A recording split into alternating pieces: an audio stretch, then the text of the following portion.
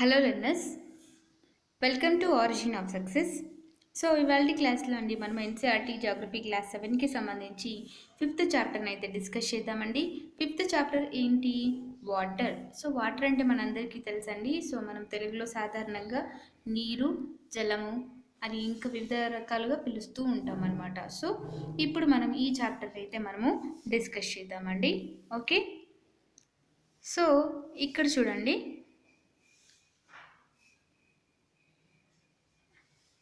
The sun's heat causes evaporation of water vapor. అంటే సూర్యుడి వేడి నీటి ఆవిరికి బాష్పీభవనానికి కారణమవుతుంది. Okay, so when the water vapour cools down it condenses and forms clouds. నీటి ఆవిరి అనేది చల్లబడినప్పుడు అది ఘనీభవించి మేఘాలను అయితే ఏర్పాటు చేయడం జరుగుతుంది. Okay, from there it may fall on the land or sea in the form of rain or snow or sleet. So మేఘాల నుండి వర్షము లేదా మంచు లేదా వడగండ్ల రూపంలో భూమి మీద లేదా సముద్రంలో పడ్డమైతే జరుగుతుందన్నమాట. ఓకేనా అండి? సో నేను ఇక్కడ ఈ పాయింట్ చెప్పలేదండి. ఓకే, ఏవైతే మీకు మెయిన్ ఇంపార్టెంట్ పాయింట్స్ ఉన్నాయో అవి మాత్రమే నేను కవర్ చేస్తానండి. సో ఇంకా రిమైనింగ్ అంతా చిన్న పిల్లలకు అర్థం కావాలి కాబట్టి సో అలా టెక్స్ట్ బుక్ని అయితే ఫ్రేమ్ చేయడం జరిగిందనమాట. ఓకే, సో నెక్స్ట్ చూడండి. So these process by which water continuously changes its forms and circulate between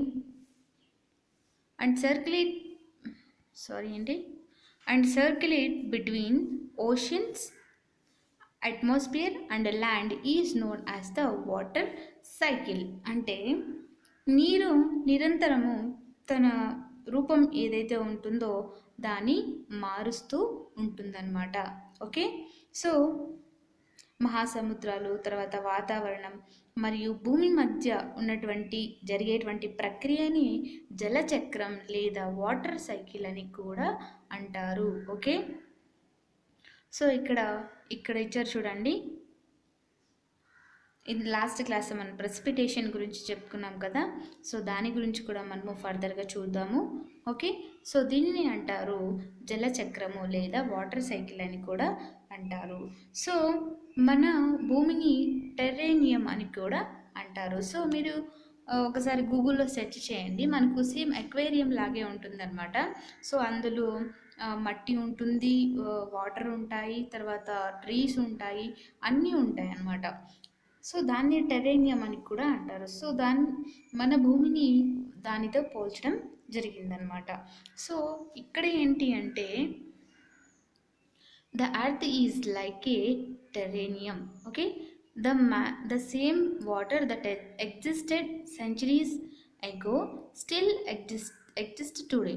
The water used to irrigate a field in Haryana may have flowed down the Amazon river 100 years ago. So ఇక్కడ Amazon river వచ్చింది కదా అండి.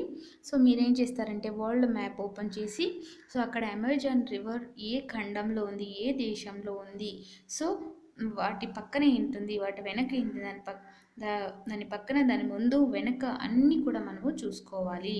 ఓకేనా అండి? Okay, so Amazon రివర్ని మీరు map పాయింటింగ్లో గుర్తించండి. ఓకేనా? ఏ దేశంలో ఉంది, ఏ ఖండంలో ఉందని చెప్పేసి నాకు కామెంట్ సెక్షన్లో కామెంట్ చేయండి. ఓకేనా? సో దాని ద్వారా మీకు ఒక వర్క్ అనేది అలాట్ చేయడం జరుగుతుంది. ఓకే, దానివల్ల మీరు అదే బిట్ రావచ్చు రేపు పొద్దున మీకు మీ ఎగ్జామ్లో. సో అందుకని చెప్పి నేను చెప్పినవన్నీ కూడా మీరు ఫాలో అవ్వండి. ఓకేనా? సో ఇది ఏంటి అంటే మన భూమి అనేది ఒక టెర్రేనియం లాంటిది అనమాట. ఒకే శతాబ్దాల క్రితం ఉన్నటువంటి అదే నీరు ఇప్పటికీ కూడా అంటే నేటికి కూడా ఉంది. హర్యానాలో వ్యవసాయ క్షేత్రానికి అంటే వ్యవసాయ భూములకి ఏదైతే నీరు ఉపయోగిస్తున్నారో ఆ నీరు కొన్ని వందల సంవత్సరాల క్రితం అమెజాన్ నదిలో ప్రవహించి ఉంటుందని చెప్పడం జరుగుతుంది. ఓకే, నెక్స్ట్ చూడండి. The major sources of fresh water are the rivers, springs and glaciers. అంటే ప్రధానంగా మంచినీటి వనరులు మనము ఏంటి అంటే నదులు, చెరువులు, హిమనీ నదాలు అండ్ మహాసముద్రాలు అండ్ సముద్రాలు అని కూడా హిమనీ నదాల వరకే మనం మంచినీటి వనరులుగా చెప్పుకోవచ్చు అనమాట. Okay, the ocean bodies and seas contain salty water. అంటే మహాసముద్రాలు తర్వాత సముద్రాలు ఉప్పు నీటిని కలిగి ఉంటాయి. The water of the oceans is salty or saline as it contain large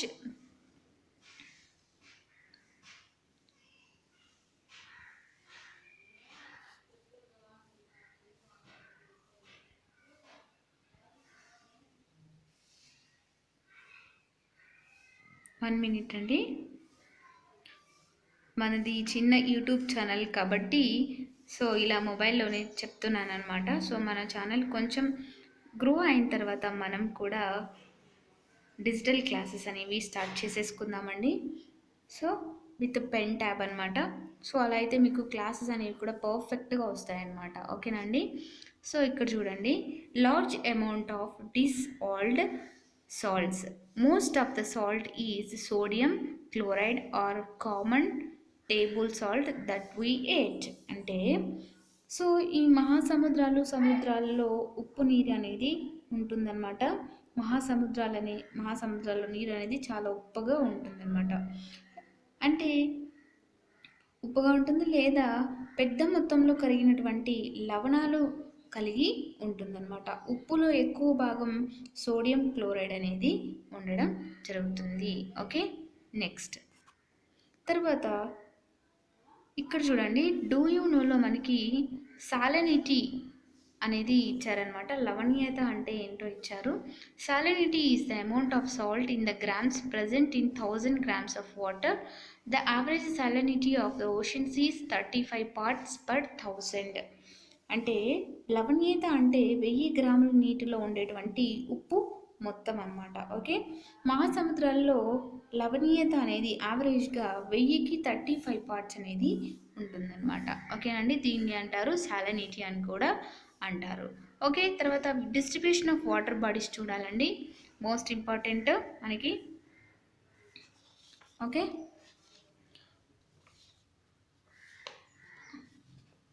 okay మనందరికీ తెలుసు ఏంటి, 3/4 ఆఫ్ ద ఎర్త్ భూమి ఉపరితలంలో నీరు ఆవరించి ఉందని. కానీ ఈ భూమి పైన భూభాగం కంటే నీరు ఎక్కువగా ఉన్నప్పుడు చాలా దేశాలు ఏంటి మరి నీటి కొరతను ఎందుకు ఎదుర్కొంటున్నాయి అని ఒకసారి మీరు ఆలోచించండి.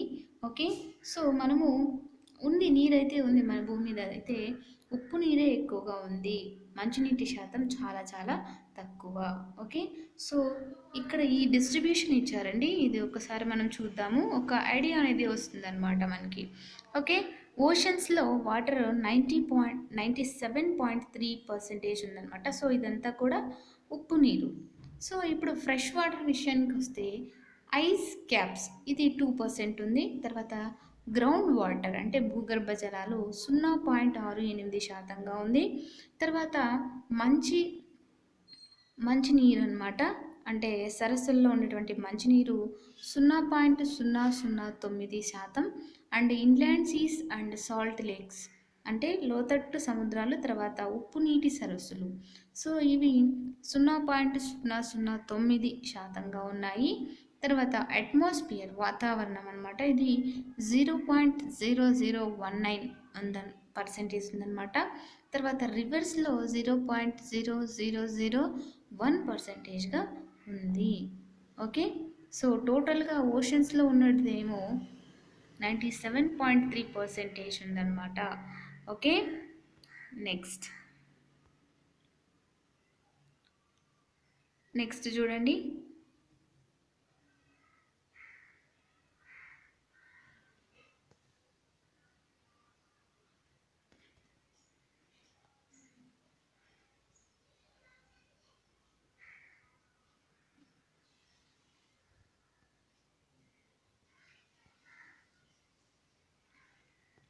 నెక్స్ట్ ఏంటండి, ocean circulation. So ocean circulation అంటే ఏంటి అంటే అంటే ఇప్పుడు చెరువులు, తర్వాత సరస్సులు మాదిరి కాకుండా సముద్రపు నీరు అనేది నిరంతరము మూవ్ అవుతూనే ఉంటుందన్నమాట. ఓకే. మహాసముద్రాల్లో సంభవించేటువంటి చలనాలను 3 రకాలుగా వర్గీకరించవచ్చు. ఒకటి వేవ్స్ అని, తర్వాత పాటుపోట్లు అని, తర్వాత ప్రవాహాలు. వేవ్స్, తర్వాత టైడ్స్, తర్వాత currents. Ocean tides, currents. Okay. So ఇలా మనము చెప్పుకోవచ్చు అనమాట. ఓకే. సో చూడండి, వెన్ ఇది మనకు అక్కర్లేదండి, నేను దీనికి చెప్తాను. చూడండి, సముద్ర ఉపరితలంపై నీటి మట్టం అనేది నీటి మట్టం హెచ్చు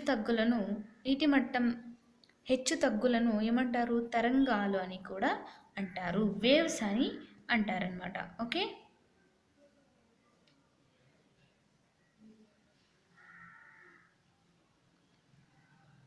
సో ఓషన్ సర్క్యులేషన్ చూసాం కదండి. ఓకే. సో ఇక్కడ ఇంకొకటి చూడండి, March 22 is celebrated as world water day. Okay. ఓకేనండి.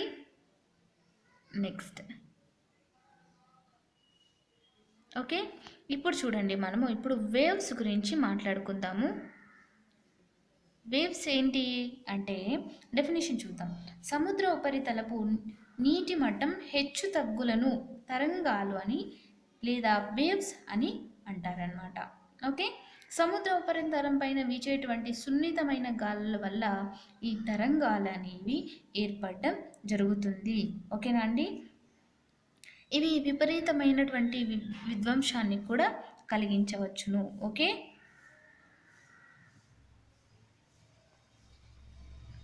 చూడండి ఒక్కసారి.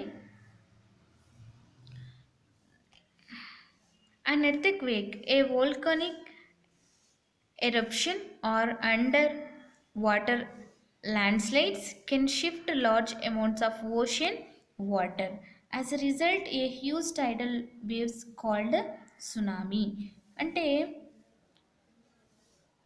ఇవి ఏవైతే ఉన్నాయి కదండి తరంగాలు, ఇవి ఎలా ఏర్పడతాయి? సముద్రం ఉపరితలం పైన వీచేటువంటి సున్నితమైన గాలుల వల్ల ఈ తరంగాలు ఏర్పడతాయని మనము చెప్పుకున్నాము. సో ఈ గాలులు ఎంత వేగంగా వేస్తే తరంగాలు అంత పెద్దవిగా ఏర్పడడం జరుగుతుందన్నమాట. సో వీటిని అంటారు ఒకసారి సునామీ అని కూడా అంటారు. సో ఎంత వేగంగా వీస్తే అది తుఫానుగా మారిపోతుంది. సో దాన్ని అంటారు సునామీ అని కూడా అంటారు.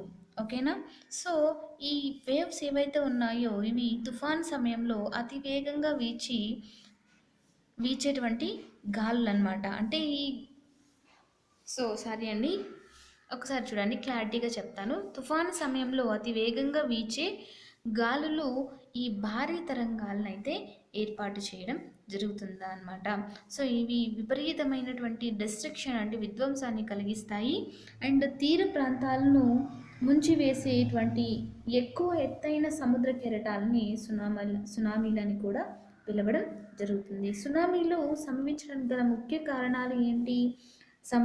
సముద్రాంతర్గత భూకంపాలు ఇవి వెరీ వెరీ ఇంపార్టెంట్ అనమాట. సో సునామీలు సంభవించడానికి ముఖ్య కారణం అగ్నిపర్వత విస్ఫోటనాలు, తర్వాత భూపాతాలు, సముద్ర ప్రాంతాలలో పడేటువంటి ఉల్కలు మరియు ఆస్ట్రాయిడ్స్ ఈ సునామీలు ఏర్పడడానికి ముఖ్య కారణంగా మనము చెప్పవచ్చు.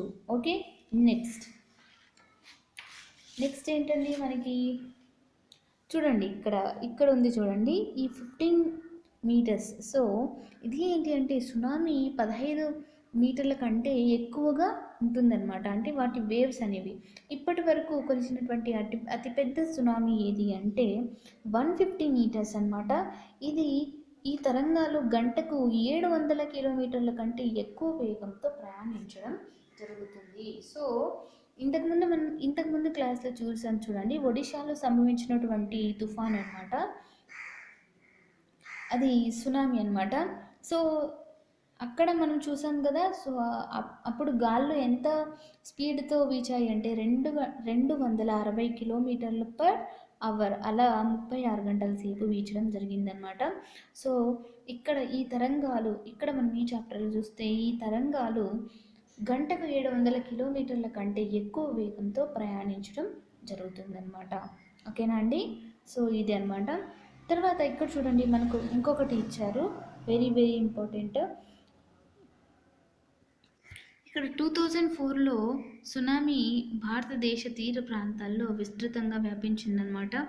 అండమాన్ మరియు నికోబార్ దీవుల్లో. తర్వాత 0 ఇందులో సునామీ సునామీ అనేది చాలా నష్టం తెచ్చిపెట్టిందనమాట ఈ దీవులకి. సో ఇప్పుడు మనం సునామీ గురించి చూద్దామండి.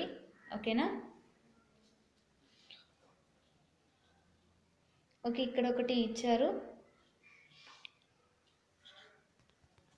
ఇక్కడ ఒకటి ఇచ్చారండి. సో దాని గురించి నేను చెప్తాను, మీరు చదవాల్సిన అవసరం లేదు, నేను జస్ట్ ఓవరాల్గా చెప్పేస్తాను. మీరు ఎక్కడెక్కడ మ్యాప్ పాయింటింగ్ చేసుకోవాలని నేను జస్ట్ చెప్తాను అనమాట.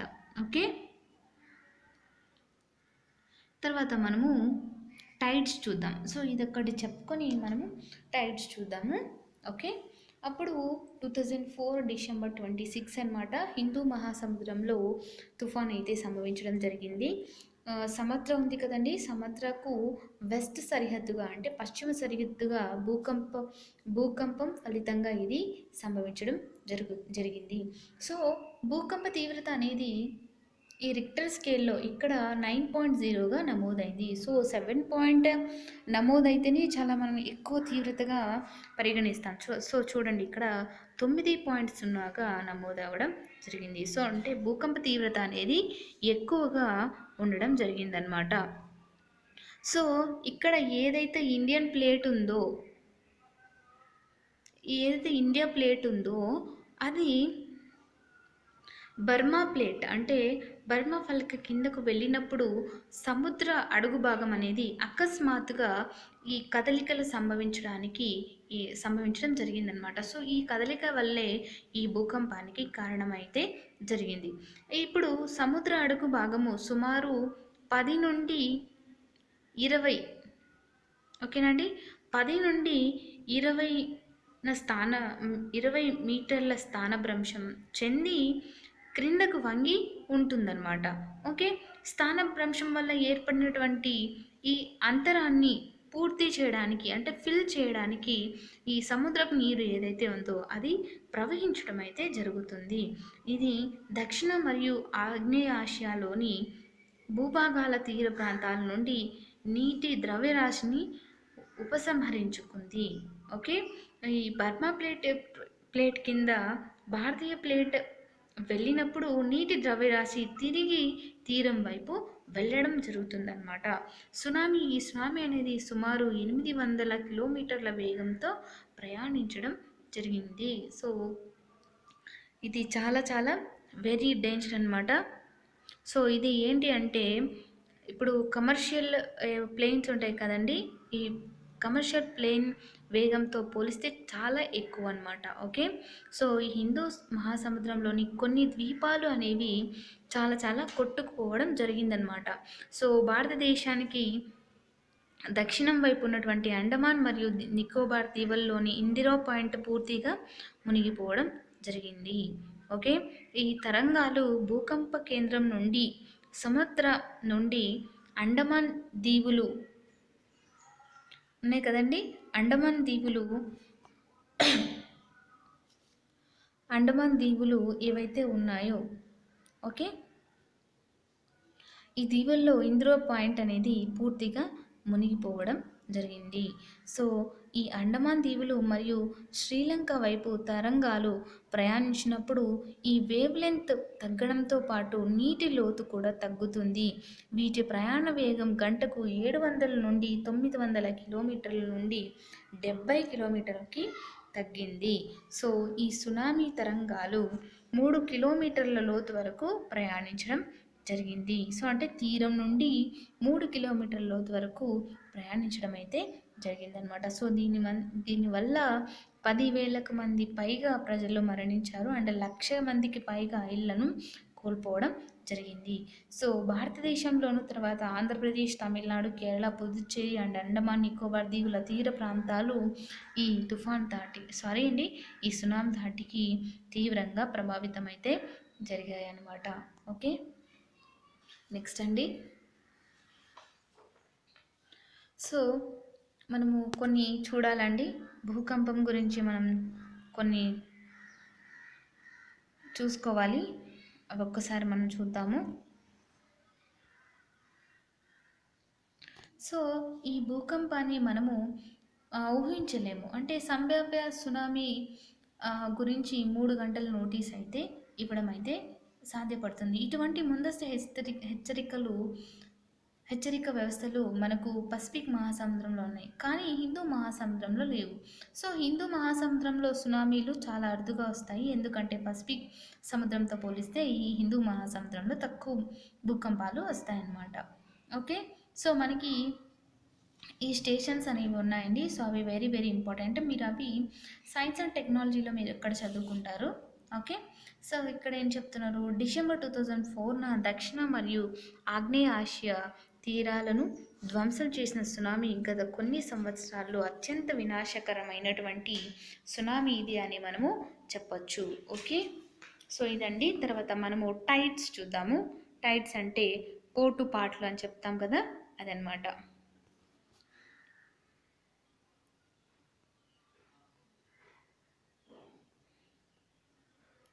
చూడండి ఒకసారి. టైడ్స్ అంటే పాటుపోట్లు అంటారు కదా, అది. ఓకే, సో ఇక్కడ ఏంటి అంటే సముద్రంలో ప్రతిదినం కూడా ఈ నీటి మట్టము లయబద్ధంగా పెరగడాన్ని మరియు తగ్గడాన్ని పాటుపోట్లు అని కూడా అంటారు. సో సముద్ర తీర ప్రాంతాలన్నిటిలో కొన్ని గంటల పాటు కొంచెం సేపు పోటు ఉంటుంది, తర్వాత కొంచెం సేపు పాటు అని కూడా ఉంటుందన్నమాట. ఓకే, వీటిని అంటారు లఘువేల తరంగాలు కూడా వస్తుంటాయి. ఇవి ప్రతిదినము ఒకే ఎత్తులో ఉండవు. పర్వవేళ తరంగాలు వచ్చినప్పుడేమో సముద్ర తీరానికి కొంత ముందుకు నీరు అయితే వస్తుంది, అండ్ పాటు వచ్చినప్పుడు సముద్ర తీరం నుండి నీరు కొంత లోపలికి పోవడం అయితే జరుగుతుందన్నమాట. ఓకే,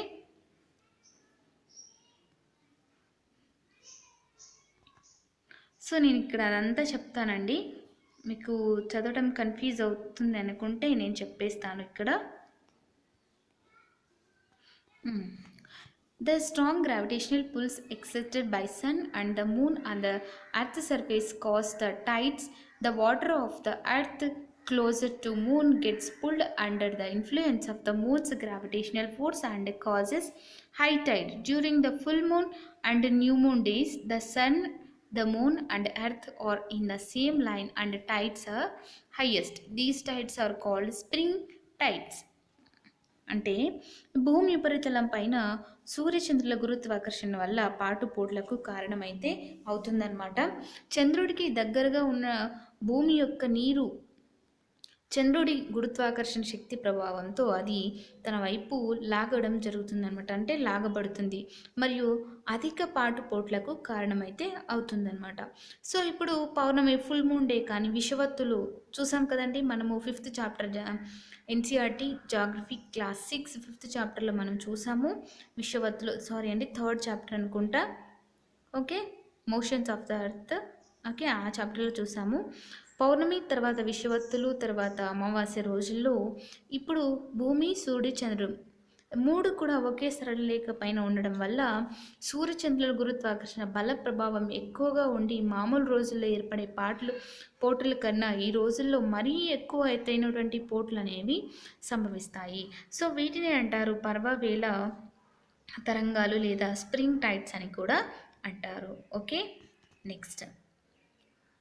సో తర్వాత but when the moon is it's first and last water, the ocean waters get drawn in diagonally opposite directions by the gravitational pull of the sun and the earth, resulting in low tides. These tides are called neap tides. అంటే చంద్రమాన మాసం యొక్క మొదటి మరియు 3వ వారాల్లో మరియు ఆయనాంతాల రోజుల్లో సూర్యుడు, చంద్రుడు భూమితో లంబ దిశలో ఉన్నందున భూమిపై వ్యతిరేక గురుత్వాకర్షణ బల ప్రభావం ఏర్పడి మామూలు రోజుల్లో ఏర్పడే పోటుల కన్నా తక్కువ ఎత్తైన పోటులు సంభవిస్తాయి. సో వీటినే అంటారు లఘువేళ తరంగాలు అని కూడా అంటారు. ఓకేనా అండి, వెరీ క్లియరా?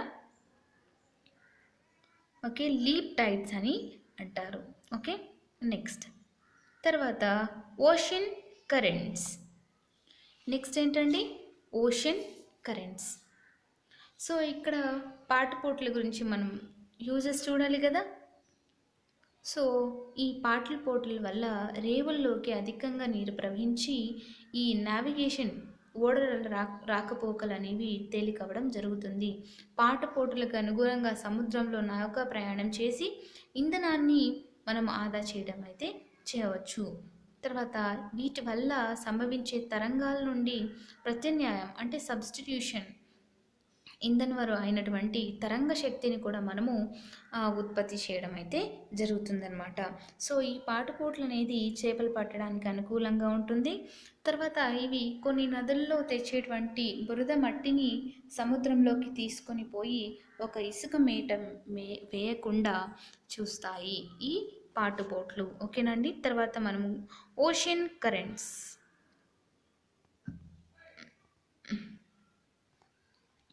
Ocean currents. ఓకేనండి. Ocean currents are stream of water flowing constantly on the ocean surface in definite directions. అంటే సముద్రపు నీరు అనేది ఒక ప్రాంతం నుండి మరో ప్రాంతానికి పెద్ద ప్రవాహాలుగా ప్రయాణిస్తుందన్నమాట. ఈ ప్రవాహాలు ఒక పర్టికులర్ దిశకు నిరంతరం కూడా సముద్రం ఉపరితలం పైన ప్రవహిస్తూ ఉంటాయి. వీటిని సముద్ర ప్రవాహాలు అని కూడా అంటారు. ఓకేనండి.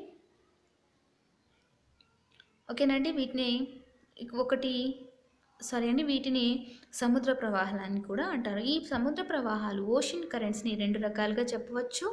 ఒకటి warm ocean currents and cold ocean currents అన్నమాట.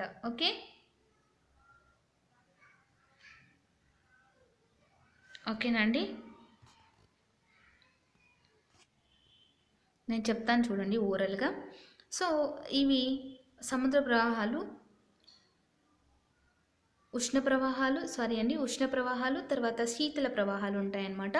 సో ఉష్ణ ప్రవాహాలు భూమధ్య రేఖ ప్రాంతంలో జనించి ఎల్లప్పుడూ ఖండాల తూర్పు తీరం వెంబడి ఉపరితల ప్రవాహాలుగా ధృవాల వైపు కదులుతూ ఉంటాయన్నమాట.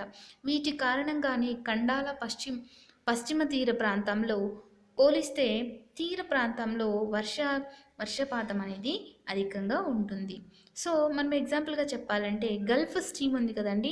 ఈ గల్ఫ్ స్ట్రీమ్ అనేది ఒక ఉష్ణ ప్రవాహము.